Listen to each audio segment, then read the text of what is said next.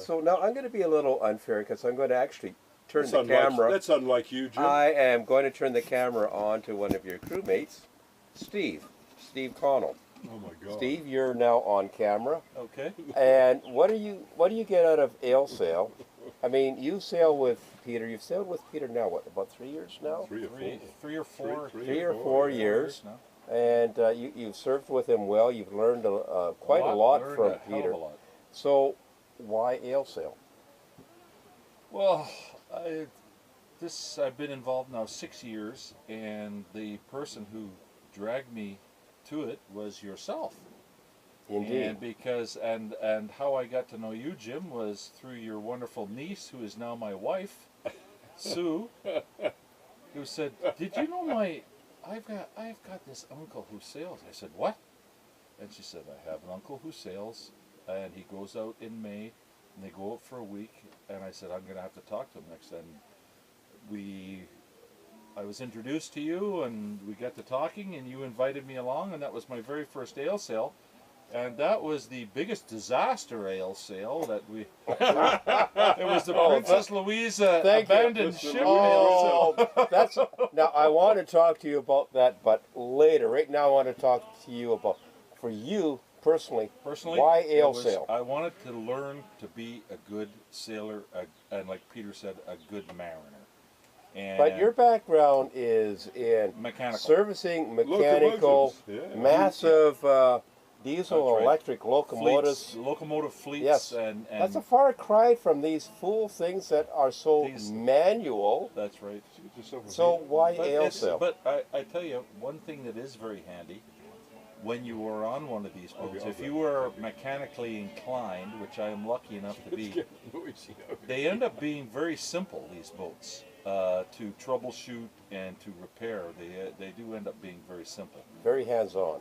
Yes. As a matter of fact, I have rebuilt the heads, a head in Bedwell Harbor. In Tula. On Tula. And might I say he did a hell of a job, because that head has never failed since he fixed it. May I also say that's not necessarily a big attraction for potential candidates for Ail Sail. No. but a good working head is a good working head. You can't sail without a working head. That's right. And being, if you have for land lovers, a head is a toilet. Yes. And the thing is, if you're being a little bit mechanically inclined, it really helps when you're out on the water. With these boats. So tomorrow morning, back to you, Peter. Yes. Back to you, Peter. So you've certainly been captain because you've owned your own boat. You skippered your own boat. You have served under other skippers during the Ail Sail, during the early years. What have you seen as a skipper owner of the growth of Ail Sail over the many years you've been involved? A lot of drunks, actually. There's a whole bunch of them over there right now. Well, we'll talk about them later. Yes.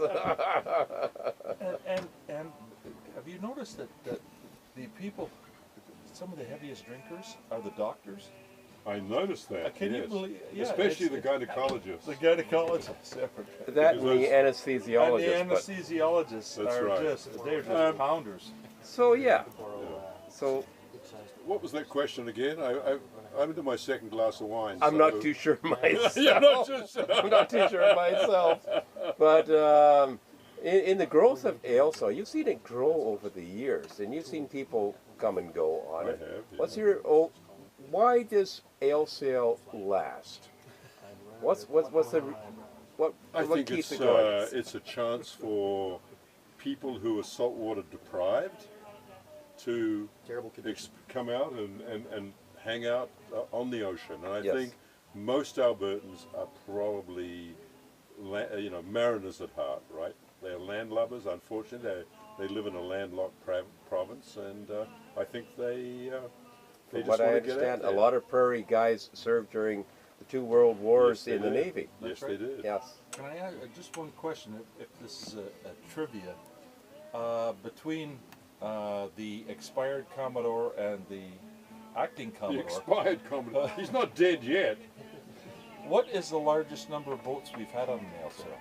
By the way, I'm past my best before date, so maybe that does apply. I know last year we were 11 boats, were we not? I think 10 was the number that sticks in my head. Yes, and I think that might have been a record. got up Last to year was a 45. We never reached 50, but I think 45 candidates. 45 people. People on board. Yes, yeah, on, yeah. on a combination of.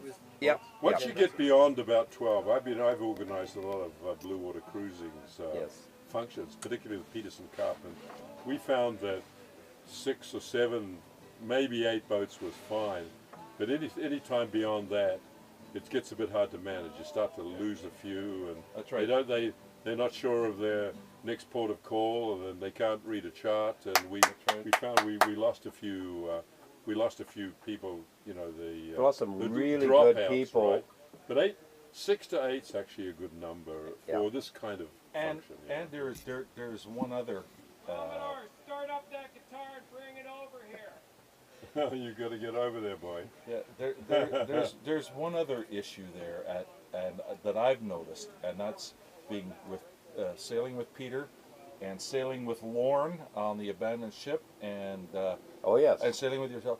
That skippers of boats are notoriously independent and want to do something different than the other skippers are doing, because they want to stand apart from the rest of the, and that's all of them have that psyche. So having more than half a dozen boats, it is like herding cats, because they're just scattering all over because they all want to do their own thing. With a smaller group, we have a chance to really get to know each other. Correct. And we'd hate to lose that along the way. Yeah, We would. absolutely. So, Mike, do you want to, now that I've got you back in view here, you want to talk about how we got into co-ed mixed gender sailing after so many decades of Might I just say a guys? very sensitive subject. It is a very. That's why I asked Mike. A very As- politically incorrect As subject. current Commodore who walks on eggs, Yes. There's people who fall on both sides of that opinion line, that's true. Although, to be honest, we thought we'd just be a little bit bold and give it a shot. We had such good times over the years, and there's places I've been to on Ail Sail where I thought, oh, I would like to bring my wife here. Yeah. Absolutely. And so we thought we'd give it a crack. I mean, we've gone sailing on non-Ail Sail sails, so I knew my wife enjoyed sailing, and I knew a few other guys who did. And if my wife wasn't working, she'd be there in a heartbeat. Yeah. And she's just a very social person, and I think I'd like to propose a toast, if I had any wine, I'd like to propose a toast to Is that a hint, Peter? to the ladies, as I said the other Indeed, night. You know what? indeed. It's a good move. Oh, it to is. have It ladies I don't think along. it'll be permanent. I think next year we're going to have a male sail, but we're going to Oh, we have a male sail. yeah, Okay. we're going to That mix sort it of up a little rhymes, bit. doesn't it? it does. It does. That's right. It's a rhyme. Yeah. Yeah, A but- male sail. So what's the current thinking about destination? Well, I'm thinking going somewhere far and wide again and doing those Oh, long really? days that not all ladies like to do. Maybe up to Broughton Island again. Ah, there may not be a lot of sailing going up there. That's the only thing. You never know what you're going to get. But you know what?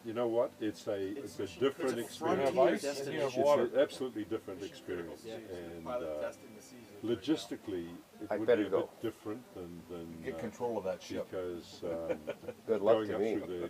getting up through Johnson Strait, Yep. which could challenge a few people.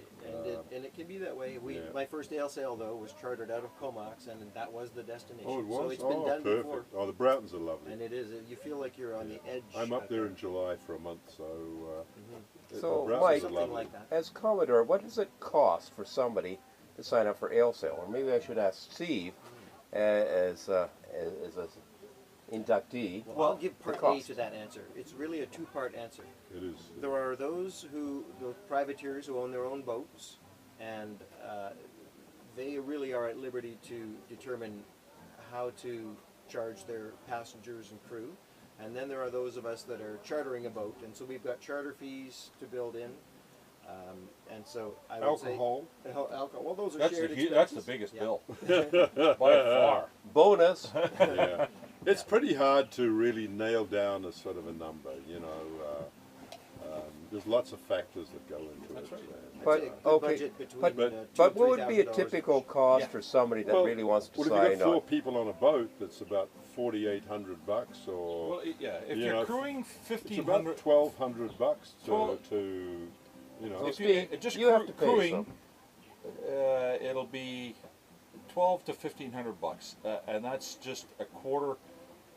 That's a quarter share of a charter plus your provisions, and your alcohol. What's this boat charter for? I think it's 4,800. 4,800. So And Steve, would you say bonus? Canadian dollars? Canadian dollars. Canadian dollars. How Canadian good is dollars, that? yes. It doesn't get much better. But this may be my last Ail Sail What? as a crewman.